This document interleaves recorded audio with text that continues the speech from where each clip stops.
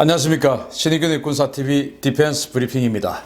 오늘도 역시 전세계 각종 군사 안보, 국방, 무기 관련한 소식 중에 중요한 소식 간추려서 브리핑 해드리겠습니다. 첫 번째 소식입니다. 리비아 내전이 갈수록 국제전 양상을 치닫고 있습니다. 러시아는 푸틴의 개인 용병 집단과 전투기를, 그리고 터키는 대규모 정규군을 보냈고 여기에 이집트까지 군사력 투입을 준비 중이라는 소식입니다. 현지 시각 6일 압델 파타 LCC 이집트 대통령이 직접 리비아 트리폴리를 찾아 리비아 내전 휴전을 위한 평화 이니셔티브 구상을 발표했었는데요.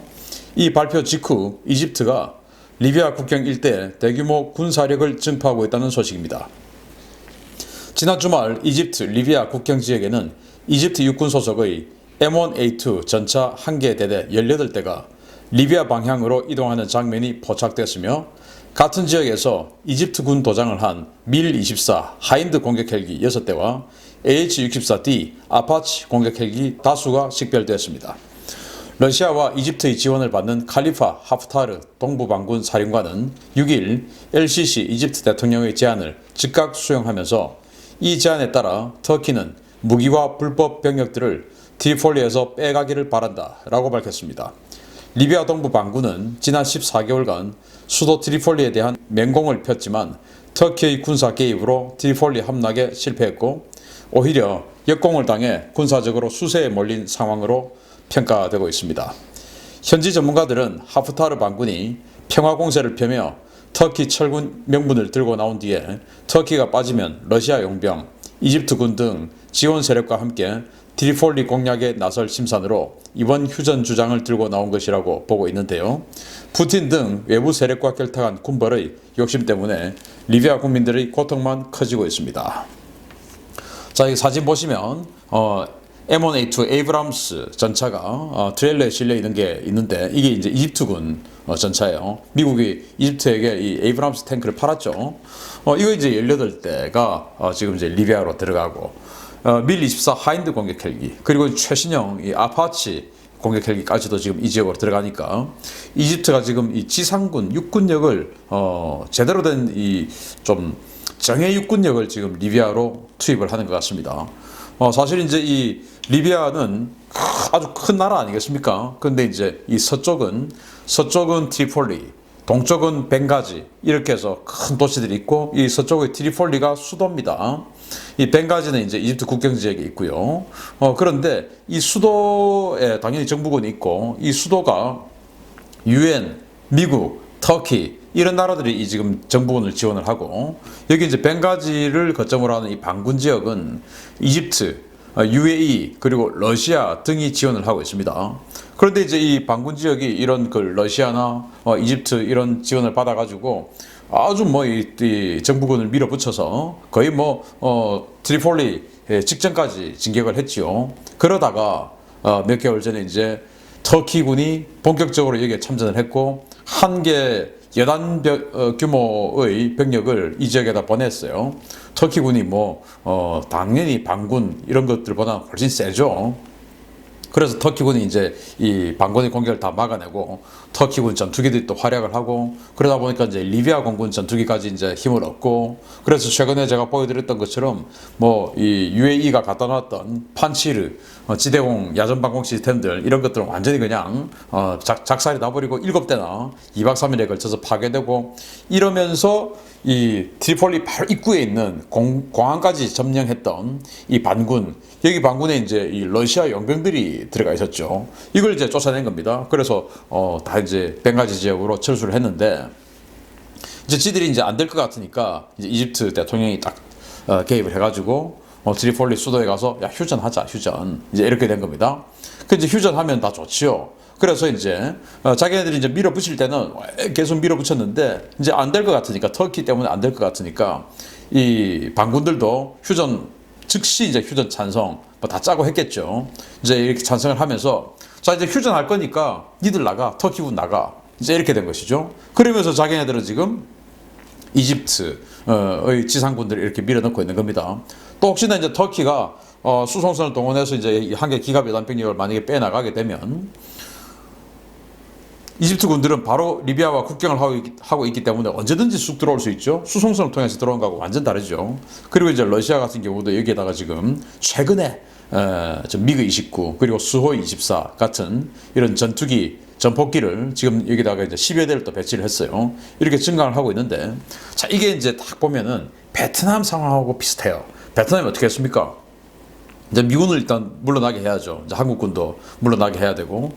그래서 이제 1973년 1월에 파리 조약을 해가지고 이제 휴전 협정을 맺었죠. 그래서 미군 철수했어요. 바로 이제 74년도에 휴전해놓고 그냥 쳐가지고 74년 1월에 그냥 뭐 통일시켜버리지 않습니까? 마찬가지로 여기 이제 터키 내보내고 치겠다 이거죠. 어디 가나 이 공산 사회주의 하여튼 수상한 사람들은 생각 똑같은 것 같습니다. 여기 이제 리비아 정부군이 어떻게 반응할지, 터키는 어떻게 반응할지 주목해 볼 일입니다. 두 번째 소식입니다. 미군이 최강의 극초음속 미사일 AGM-183A 시제품을 올해부터 인수할 예정이라는 소식입니다. 이르면 내년 하반기에 초기 운영 단계에 들어갈 수 있을 것으로 기대됩니다. 미 공군 B-52H 전략폭격기에 탑재되는 공중발사 신속 대응무기 AGM-183A의 초기 운용 시제품이 이번 회계연도, 그러니까 9월 말까지 인도된다고 제인스가 보도했습니다. 제인스는 미 연방정부의 회계감사국 자료를 인용해서 미 공군이 이번 회계연도가 끝나는 9월 말까지 8발의 극초음속 미사일 시제품을 인수할 예정이며 4발은 시험용, 4발은 예비용이라고 전했습니다. 미국이 중국과 러시아의 극초음속 무기에 대항해서 개발 중인 이 AGM-183A는 B-52H 폭격기 외부 파일런에 4발이 장착되는 극초음속 미사일인데요. 사거리가 수천 킬로미터에 달하고 종말 돌입 속도도 마하 20에 달해 현존하는 그 어떤 방어 체계로도 요격이 불가능한 무기로 평가되고 있습니다. 지난 2018년부터 본격적인 개발이 시작된 이 AGM-183A는 예상보다 빠른 작업 진척 속도 덕분에 개발이 순항 중이라는 평가를 받고 있는데요.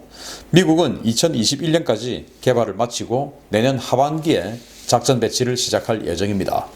미국이 이 미사일을 B-52H에 탑재해서 괌에 배치할 경우에 북한과 중국의 방공 탐지구역 밖에서 미사일을 발사해서 평양이나 베이징을 5분 내에 타격할 수 있는 능력을 갖추게 될 전망입니다. 야, 지금 뭐 우주에서 확 분리되는 이 CG인데요. AGM-183A, 그러니까 B-52 폭격기, 그리고 B-1B 폭격기, 여기 날개에 두발 해서 4발을 장착할 수 있는 그런 극초음속 미사일이에요. 탄도 비행을 합니다. 이제 하늘에서 쏴가지고 탄도 비행을 싹 솟구쳐가지고 이제 우주로 나가서 탄도 비행을 쫙 하다가 이제 다시 이제 꽂히고, 그러면서 들어올 때는 이제 물수제비 뜨듯이 이런 점핑 비행까지 하는 이런 속도를 보여주면서 비행을 보여주면서 회피 기동을 하는 것이죠. 그러면서 마지막에 들어갈 때는 마하 20으로 내리꽂으니 이걸 뭐 막아낼 수 있는 무기 체계, 요격할 수 있는 무기 체계는 현재는 없습니다.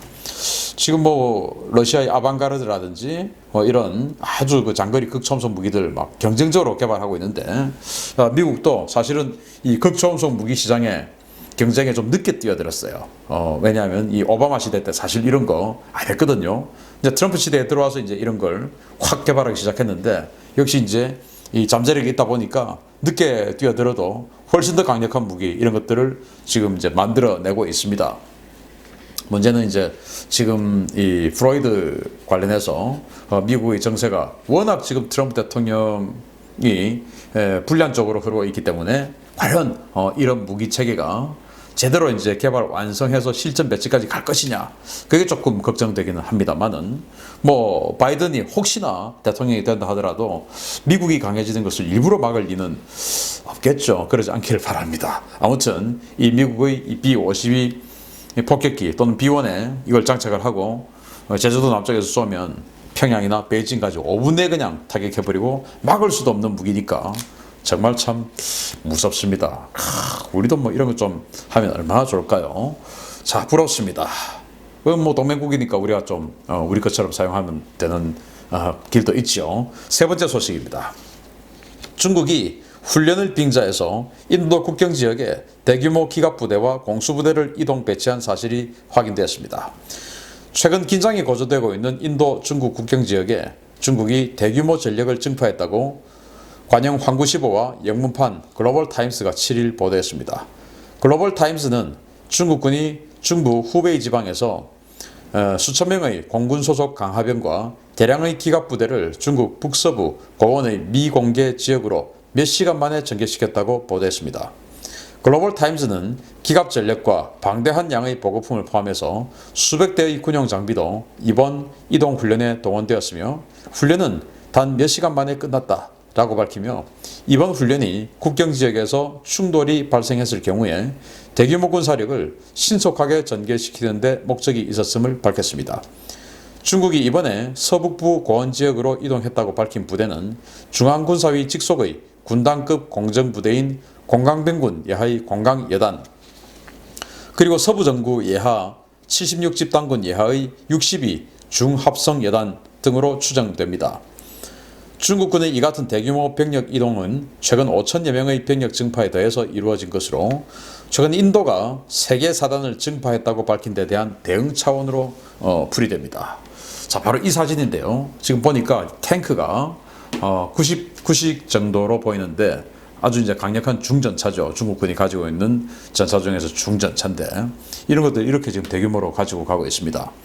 불과 몇 시간 만에 어떻게 후베이성에서 스촨 이런 거 다 지나가지고 칭하이 지나서 어마어마하게 지나서 수천 킬로 가가지고 지금 여기 서부 고원지대까지 갔는지 모르겠습니다만은 이런 차 타고 뻥인지 비행기 타고 갔는지 알 수는 없습니다만은 아무튼 이 탱크들이 그 지역에 배치를 되면 원래 지금 이 국경 지역에 VT5, 15식 경전차 이런 것들이 배치가 되어 있었다고 됐는데 이제 이런 식으로 중전차 메인 배틀 탱크까지 이 지역에 배치가 되면 야, 인도군 전력이 되겠나 싶기도 하고요. 인도군도 T-90 전차 가지고 와서 제대로 T-90이 센지 이 중국의 99식이 센지 한번 보는 것도 간접으로 한번 보는 것도 전쟁이 나면 안 되겠지만 그런 생각이 좀 드네요. 아무튼 인도군은 여기다가 세계 사단을 증파를 하고 이렇게 경쟁을 하고 있는 상황에서 지금 인도 공군이 사실은 중국의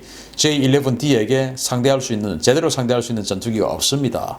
그래서 빨리 지금 프랑스에게 라팔 빨리 배달해줘 라고 했는데 프랑스가 정말 이 중국의 눈치를 하나도 보지 않고 라팔을 인도가 원하는 시기까지 빨리 줄지 걱정이 됩니다만은 아무튼 인도 1962년도의 처참한 패배 어떻게 극복할 수 있을지 두고 보도록 하겠습니다. 마치겠습니다. 감사합니다.